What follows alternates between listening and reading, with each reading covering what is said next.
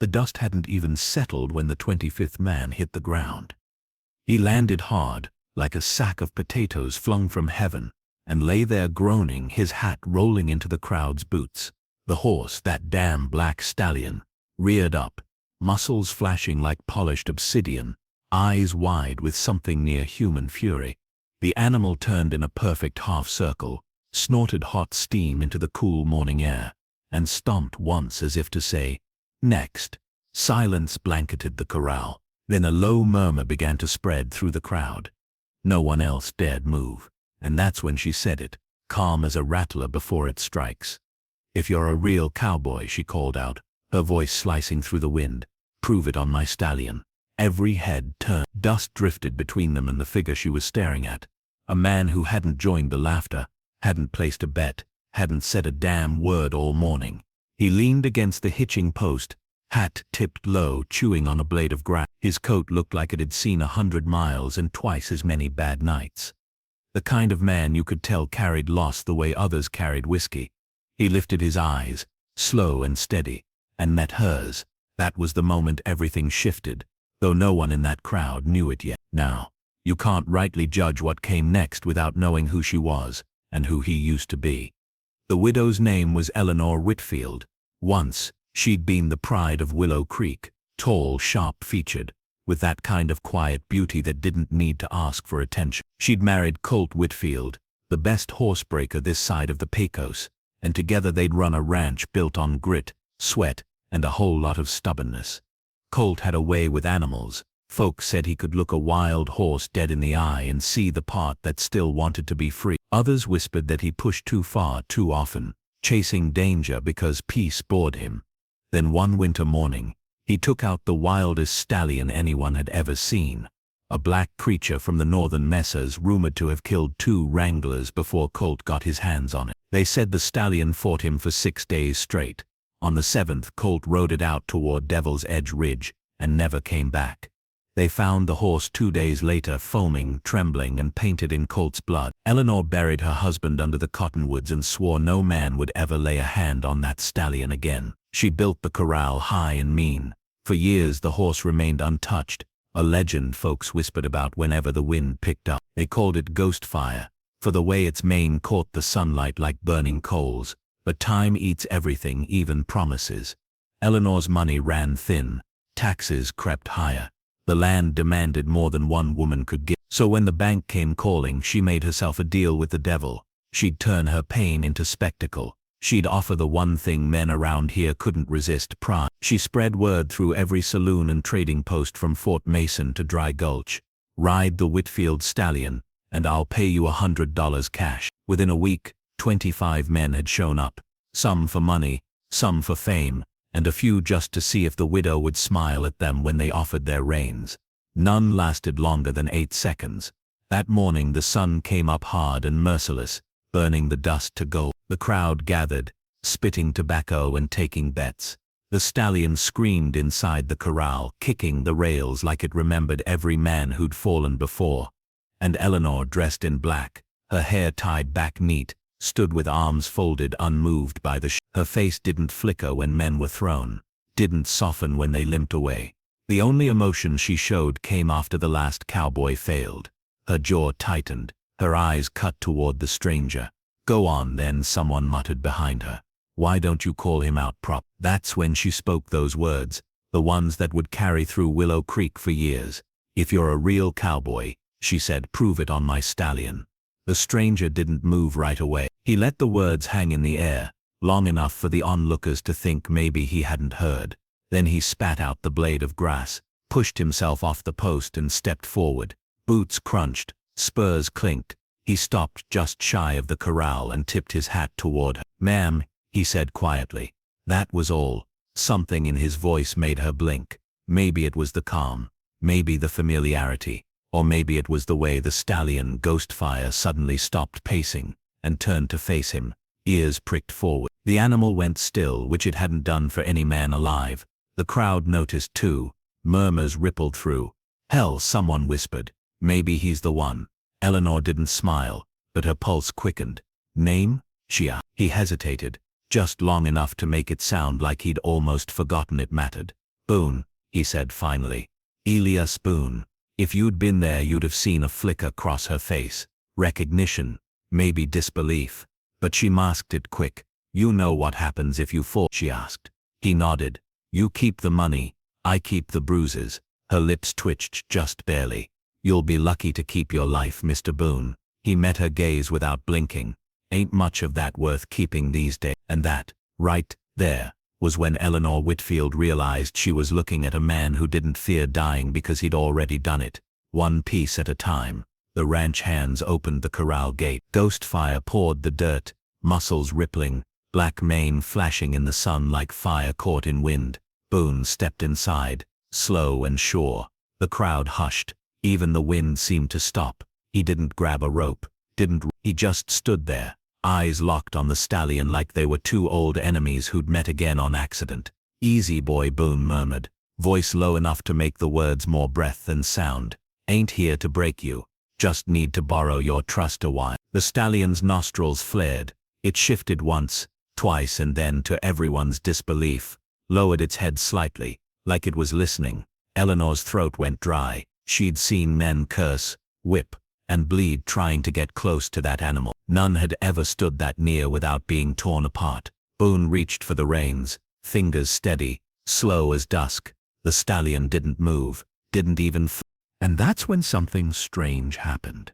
Something the whole town would whisper about later. The horse leaned closer. Boone whispered something in its ear. Nobody heard what he said, but when the wind picked up again, Ghostfire exhaled, long and heavy, and let the stranger lay a hand against its neck. Eleanor's heart hammered. She took one step closer to the fence, half in awe, half in fear. She didn't know it yet, but that moment was the beginning of something that would tear open every secret she thought she'd buried. Because Elias Boone wasn't just some drifter passing through. He was the reason her husband had died on Devil's Edge Ridge. The air around that corral held a kind of stillness you don't often find in the world. The kind that comes right before thunder breaks, or when a man's life is about to change for good or bad. Elias Boone stood beside the black stallion like a preacher before his sermon, quiet, calm, and strangely sorrowful. The crowd held its breath. The widow's lips parted, as though she meant to call out to stop him or bless him. No one could tell which. Then Boone swung himself up onto Ghostfire's back. Smooth, no hesitation, no rope, no struggle. The stallion shuddered once, snorted like it was remembering every wound ever given by man, then bolted. It tore through the corral in a blur of dust and muscle. The crowd scattered backward, shouting. The ground trembled under hooves, and the fence rails quivered, but Boone didn't fall. He leaned forward, moving with the beast, not against it. He didn't yank the reins, didn't curse, just rode it like he understood every rage burning under that black hide. For a full minute, maybe more, the two became one streak of fury and purpose. Then, in one impossible moment, Ghostfire slowed. The dust settled, and the impossible happened. The stallion stood still, chest heaving, ears twitching, but calm. Boone slid off, hand still resting on its neck. The corral fell silent except for the sound of their breathing. Eleanor Whitfield stared like she'd seen a ghost walk out of her husband's grave. The men who'd come to jeer or bet money now looked away, shame creeping up their throat, because what Boone had done wasn't just skill, it was communion, and deep down Eleanor knew exactly why. That night, Boone sat alone by the hitching post, rolling a cigarette he didn't light. The stallion had followed him to the edge of the pen like a loyal dog, then stood guard in the moonlight, restless but waiting. Eleanor approached, shawl wrapped tight against the wind. The ranch was quiet now. Even the coyotes seemed to respect the silence. You said your name was Boone, she started. He nodded. Elias Boone, she continued, her voice low. You rode once with my husband, didn't you? He looked up at her, eyes dark as river stone. Yes, ma'am. Rode and worked beside him for 2 years, till the ridge. The words hung heavy between them. She took a breath, steady but sharp. Then you know how he died. I do. The wind picked up, carrying the scent of juniper and smoke. They said that horse Ghostfire went mad that day, she whispered. Threw him clean off the ridge. Boone's jaw tightened. That's what they said. She studied him, searching for something. Guilt, grief, lies. Are you telling me different? Boone didn't answer right away. He flicked his unlit cigarette into the Ma'am, he said finally, what I'm about to tell you, you might wish you never heard.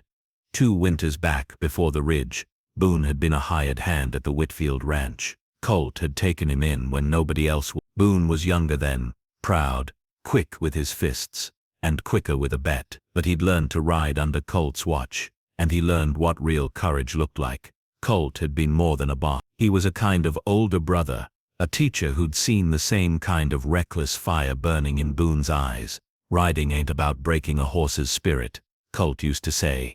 It's about giving it reason to trust you. They'd spent months together taming wild stock from the messes, earning a reputation that stretched across counties. But then came him Ghostfire, a black stallion caught by hunters near Devil's Egg. The animal had torn through 2 corrals, killed a ranch hand, and was destined to be shot until Colt stepped in. He saw beauty where others saw death, said no creature deserved the bullet until it looked a man in the eye, and gave him a choice. Boone still remembered that day, how Colt led the stallion out, how its muscles quivered under sunlight. Boone had warned him, that thing's cursed. Colt just smiled, so am I. What followed was 6 days of war. Ghostfire tried every trick in Hell's book, biting, kicking, rolling, twisting. Boone stood by, holding rope, water, whatever was needed, and every night he begged Colt to give up. On the 7th morning, Colt walked out with a look Boone had never seen before, part peace, part farewell. You stay back today, he said. Why? Boone asked. Because this one ain't meant for 2. Boone didn't listen. He followed anyway. They rode out toward Devil's Edge, wind biting cold and hard. When Colt mounted the stallion, Boone felt it. The strange stillness, the eye of the storm. Ghostfire bucked once, twice, then ran straight for the ridge. Boone gave chase, heart pound. He saw the horse lunge, saw Colt's body twist, hat fly free, one desperate reach for the reins, and then nothing but the echo of breaking stone. When Boone climbed down the cliff face, half mad with fear, he found Colt lying broken among the rocks. Ghostfire stood nearby, trembling but alive, and Colt, bloodied, gasping, grabbed Boone's arm. You listen to me, boy, he said through grit teeth. It wasn't the horse, it was me. I pushed him too far. Promise me you'll set him free. Boone nodded, choking back tears, but Colt's grip only tightened. And tell her, his voice broke, tell her I'm sorry I couldn't stay. Then he was gone. Boone had buried Colt with his own hands before riding the stallion back to the ranch, only for the beast to bolt into the wild soon after. He left Willow Creek the next morning, unable to face Eleanor, carrying the guilt like a brand across his heart. And now here I am, Boone finished softly, 2 years late, and 100 lifetimes heavier. Eleanor had gone pale. Listen, her eyes glistened in the moonlight, though she tried to keep her voice steady. Why didn't you tell me then? Would you've believed me? Widow grieving, horse missing, drifter covered in blood. He shook his head. Didn't seem my truth would count for much. She didn't answer. Only the wind spoke, low and cold. Finally, she said. You came back to finish what? Clear your name. Boone looked toward the stallion standing in the moonlight. To keep my promise. What promise? To set him free. Eleanor stared at him, heart pounding. You can't. That horse is all I have left of Colt. He's my debt, my memory, my curse. Boone's voice dropped low. He's not your curse, ma'am. He's your husband's forgiveness. She turned away sharply, blinking hard. You don't understand. But Boone did. He understood too well. He'd come back not for redemption but because he knew what haunted Ghostfire wasn't just the memory of a fall. The stallion carried something darker, something alive in its eyes, something that shouldn't have survived that ridge. From the barn came a sudden, bone-deep scream, half horse, half something else. Both turned toward it, hearts pounding. The stallion was thrashing, hooves striking the fence like thunder, eyes glowing wild in the firelight. The wind howled across the ranch as if the devil himself had found his way home. Boone's hand went to his gun. Eleanor whispered, Dear God, what's happening? He looked at her with grim resolve. Whatever took your husband that day, he said, voice dark as midnight. It's not done yet. The scream that came from the barn that night didn't sound like any horse Boone had ever heard. It was deeper, a kind of twisted agony that made the wind stop cold. Even the coyotes went silent. Boone and Eleanor ran through the dirt yard, lantern light bouncing across the ground, their boots hitting hard in the dust. Ghostfire was thrashing inside his pen, muscles bulging, eyes wild, striking the walls with a fury that didn't belong to this world. The boards creaked and cracked like bones under pressure. "Don't go in there," Eleanor shouted, grabbing Boone's arm. He shook her off. "If we don't, he'll kill himself." The stallion reared, slamming against the gate again, splinters flying. Boone ducked under the rail, lantern swinging, heat from the animal's breath hitting his face like furnace wind. He raised his hand slow. "Easy now," he murmured. "Ain't nobody here to hurt you." Ghostfire's body trembled. Steam rolled off his back. For a second, just one breath, the beast stood still, nostrils flaring. Boone thought he'd reached him. Then the stallion's head jerked toward the dark corner of the barn. His ears flattened, eyes fixed on something Boone couldn't see. And suddenly Boone felt it too, that crawling, cold sensation that made the hair rise on his arms. There was something else in there. "Boone," Eleanor's voice quavered from outside. "You feel that?" He didn't answer. The lantern light flickered, shadows twisting along the walls. The air grew heavy, thick with the smell of iron and something old, like rain on rusted metal. Boone took one step closer to the stallion, and the animal's breathing slowed again, though its eyes never left that corner. Then the whisper came, soft, male, broken. "Eli."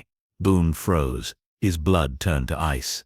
He hadn't heard that name spoken in that voice since the day Colt Whitfield died. "Eli, why didn't you keep your promise?" Boone's grip on the lantern tightened, until his knuckles turned white. "Colt," he whispered. The flame wavered, then flared high, and for one impossible heartbeat he saw it. A figure standing behind Ghostfire. Tall, broad-shouldered, half-shrouded in smoke and dust. Colt Whitfield, or what was left of him. Eleanor screamed when Boone stumbled out of the barn, pale as death, slamming the door shut behind him. "What did you see?" she demanded. Boone leaned against the fence, gasping. "You don't want to know, ma'am. Tell me." He met her eye. "Your husband's ghost." The words seemed to hang in the cold air, too heavy to fall. She shook her head slowly, almost laughing through the shock. "You're mad." "Maybe," Boone said, "but I seen him, or something wearing his face." Her voice "You expect me to believe that?" Boone's tone was hard now. "Believe what you want, but that thing in there, it ain't just grief or guilt. It's real, and it wants something." Later that night, Boone sat outside the barn with a rifle laid across his lap. Ghostfire had gone silent again, head low, breathing steady. But Boone didn't dare leave. He watched the stars wheel over the desert sky, thinking about the ridge, about Colt's final breath, and that promise he'd made to set the horse free. He'd thought it meant letting the animal run wild, but maybe Colt meant something else. Maybe free meant releasing something trapped between worlds. The barn door creaked open behind him. Eleanor stepped out, carrying 2 mugs of coffee. Her face looked older than it had that morning, tired, brittle, but still proud. "You sure you're not seeing shadows?" she asked softly. Boone took the mug, stared into the steam. "Shadows don't call your name, ma'am." She sat beside him on the rail. For a while neither spoke. The desert night hummed with crickets and far-off thunder. Then she said quietly, "There's something you should know." She told him about the day after Colt's funeral, how the stallion had escaped its pen, how she'd chased it halfway to Devil's Edge, and found it standing over the ridge, same spot where Colt had fallen. It had been calm, almost mournful, staring down at the canyon, like it was waiting for something. When she approached, the animal looked back and she swore. For a blink, she saw Colt's eyes staring out from its own. "I told myself it was grief," she whispered, "that I was seeing ghosts, because I missed him. But after tonight," she swallowed hard, "maybe he never left." Boone nodded slowly. "Maybe that's what's keeping Ghostfire from peace, and maybe that's what's keeping you from it too." She frowned. "What do you mean?" "You've been holding on to that pain like it's all you got left of him. But grief ain't love, man. It's the shadow it leaves behind." Her jaw trembled, though she fought to keep her composure.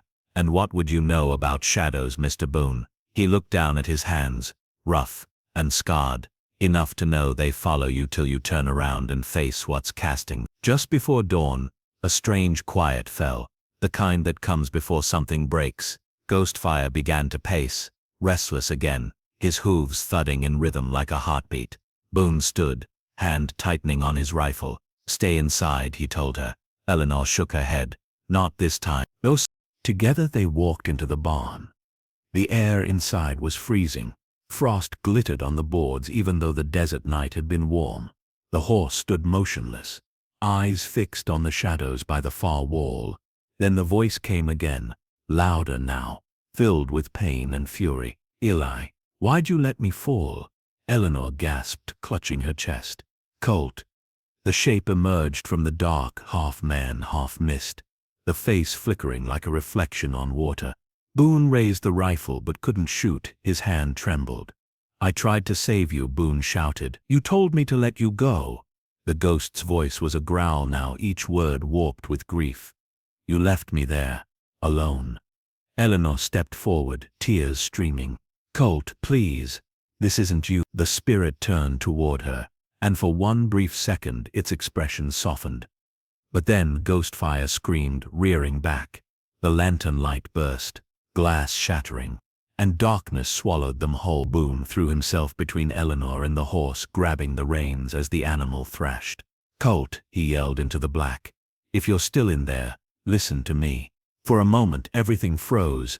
The stallion stopped moving. The ghost flickered, suspended in the air like a dying flame. Boone dropped his rifle, stepped closer. "You made me promise to set him free," he said, voice shaking. "But I didn't understand. You didn't mean the horse. You meant yourself. You're still chained to this place because you can't forgive." The spirit wavered, face twisting between anger and sorrow. Eleanor reached out with trembling hands. "Colt, if you can hear me, you have my forgiveness. You always did. You were never meant to stay." Boone whispered, "Now go home, old friend." The wind roared through the barn, scattering straw and dust. The ghost turned toward the stallion, and Boone swore he saw a faint smile before the figure faded, drifting upward like smoke rising from a campfire. Ghostfire let out one final breath and sank to his knees, exhausted but calm. The frost melted from the boards. The lantern flame, somehow still burning, steadied. Eleanor fell to her knees, sobbing. Boone knelt beside her, his hand resting lightly on her shoulder. "It's done," he said softly. She looked up at him, eyes red but peaceful. "He's really gone." Boone nodded. "Yeah, but not lost." Outside dawn was breaking, the first light spilling gold across the desert hills. Ghostfire stepped from the barn, head high, mane catching the sun like a living flame. Eleanor whispered, "He's beautiful." Boone watched him go. But as the stallion trotted toward the open plains, Boone caught sight of something glinting in the dirt where the ghost had vanished. A rusted spur, Colt's initials carved into the metal. He picked it up, thumb brushing the engraving, and felt a chill run through him. Eleanor saw his face pale. "What is it?" Boone looked toward Devil's Edge, where a storm was forming on the horizon. "It means," he said quietly, "this ain't over yet." By sunrise, the ranch was too quiet. No birds, just the kind of silence that makes a man listen to his own heartbeat. Boone stood by the corral, watching Ghostfire graze under the pink light of dawn. The stallion looked calmer now, almost ordinary, but something in its eyes still flickered, like a fire smoldering deep under ash. Eleanor came out of the house wrapped in her husband's old coat. She hadn't slept, Boone could tell, not just from the shadows under her eyes, but from the way she held herself, like a woman still braced for a blow. "He's gone," she said quietly, "but I can't shake the feeling. He left something behind." Boone nodded, turning the old spur over in his hand. The letters CW were carved clean and deep. He'd found it in the barn right after the ghost vanished. "Sometimes," he said, "the dead leave more than memory." She stared at the spur. "You think it means something. I think it means he wanted us to follow." Her brow furrowed. "Follow where?" Boone looked up toward the north, where the cliffs of Devil's Edge carved the horizon like a scar. Back to where it started. By noon the sky had turned the color of tarnished silver, wind kicking up from the west, carrying the smell of rain. Boone saddled Ghostfire while Eleanor packed what they might need: a rope, lanterns, canteen, and Colt's old revolver, oiled and ready. "You sure this is wise?" she asked as she fastened her cloak. Boone tightened the cinch strap. "No, but I ain't sure staying's any safer."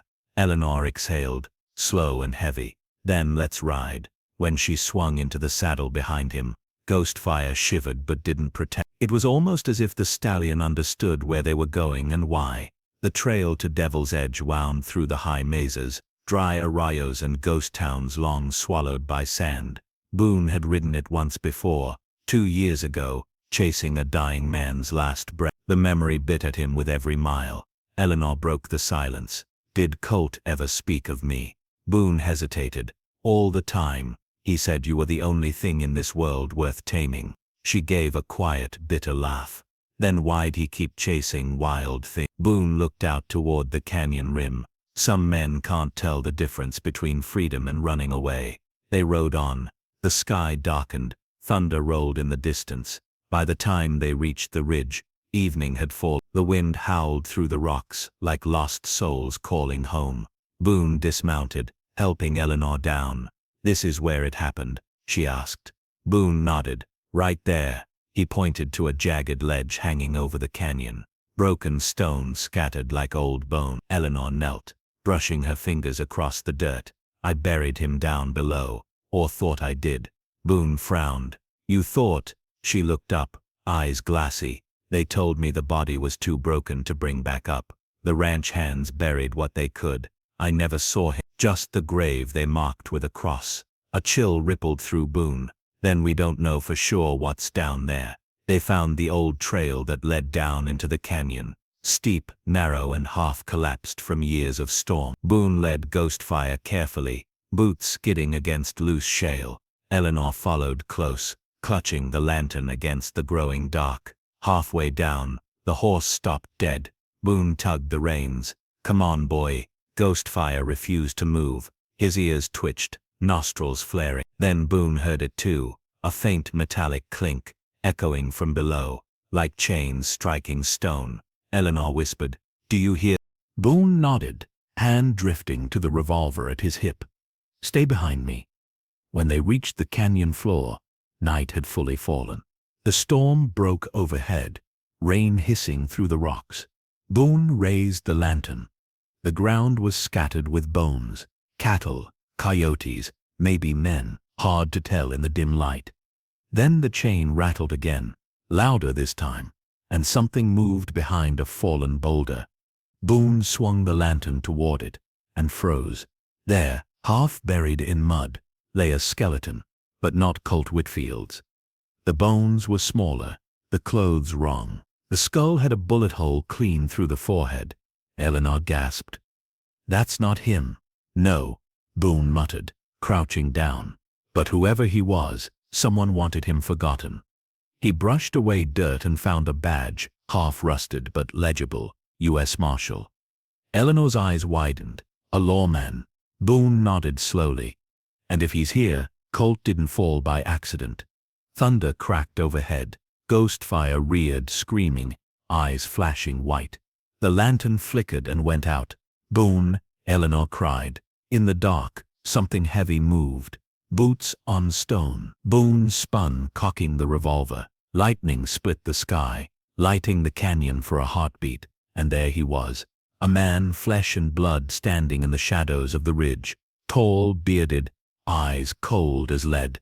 "Put the gun down," the man said calmly. "No need for ghosts tonight." Boone kept the pistol leveled. "Who the hell are you?" The man smiled thinly. "Name's Silas Ward. Used to ride with Colt. Used to ride with you too, if you recall." Boone's stomach dropped. "Ward? I thought you were dead." Ward chuckled. "Folks keep saying that about this canyon. Guess we're both hard to kill." Eleanor stepped forward, fury in her eyes. "You knew my husband. Knew him better than you did," Ward said coldly. "He and I caught that stallion together. But when things went bad, he turned his gun on me. I returned the favor. Difference is, I didn't miss." Boone felt the ground tilt beneath him. "You killed Colt?" Ward shrugged. Self-defense. He went mad, said the horse talked to him. Said it carried voices from the dead. I told him to leave it be, but he wouldn't listen. He lunged, I shot. He fell. Lightning flashed again. And for a split second Boone saw the truth written in Ward's eyes. Not remorse. Greed. He wanted to sell Ghostfire, Ward continued. Said he'd make a fortune breeding a legend. When he fell, I buried what was left, took the money and rode off. Should have known his ghost would chase me down one day. Boone's voice was low, dangerous. So you came back to finish the job? Ward smirked. Came back to see if that horse still remembers me. But I reckon killing the widow and her pet drifter will make a fine evening too. Before Boone could fire, Ward lunged. The shot went wide, sparks lighting the rain-soaked canyon. Boone tackled him into the mud, fists and fury flying. Eleanor shouted, grabbing the rifle from Ghostfire's saddle. Ward broke free, striking Boone hard across the jaw, then raised his gun toward Eleanor. Drop it! But before he could pull the trigger, Ghostfire charged, slamming into him with full force. Ward screamed as he tumbled backward, vanishing into the black maw of the canyon. The echo of his fall faded into the storm. Boone stumbled to his feet, breathing hard. Eleanor dropped the rifle, trembling. Is it over? Boone shook his head. Not yet. He looked toward the cliffside, and there, half hidden by rain, he saw a faint glimmer of metal wedged in the rock. A gold pocket watch, still ticking. He picked it up, wiped the mud away, and opened the lid. Inside was a photograph. Colt, Eleanor, and a young Boone. The second hand kept turning, steady as a heartbeat. Boone whispered, he's been waiting for us to find the truth. Eleanor's tears mixed with the rain. And now that we have, Boone looked up toward the storm clouds swirling above Devil's Edge.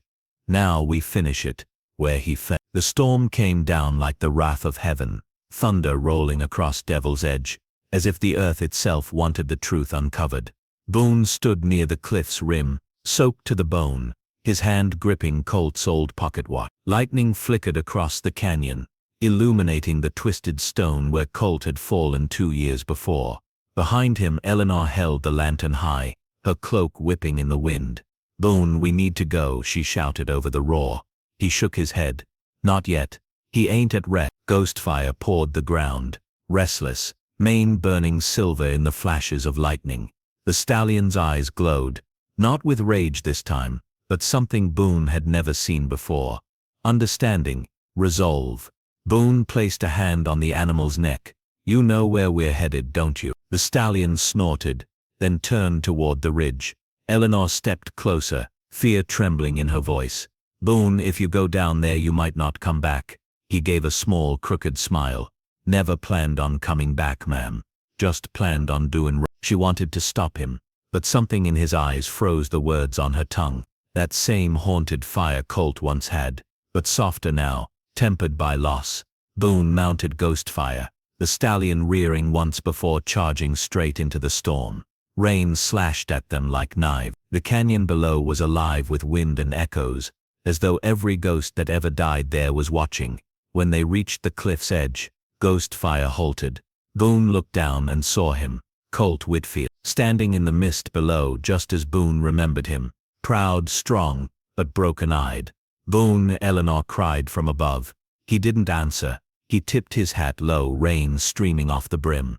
You wanted me to set you free, old friend, he whispered. Guess this is the only way left. Then he spurred Ghostfire forward straight off the edge. The world fell away. Wind screamed past them. Lightning blinding white.